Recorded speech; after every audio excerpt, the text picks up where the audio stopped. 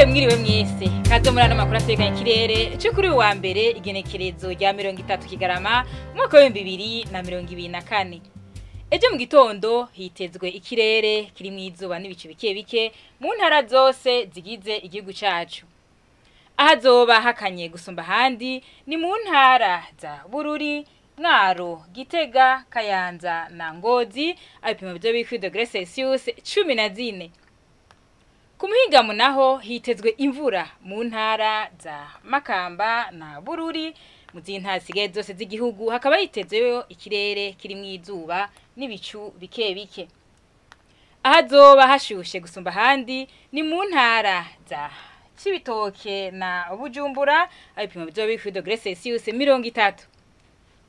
Ejo mu gitondo hitezwe yuko izuba rizoseruka igihe cy'isaha 11 zirenga iminota 56 rirenge igihe cy'isaha 12 n'iminota 15 z'umugoroba.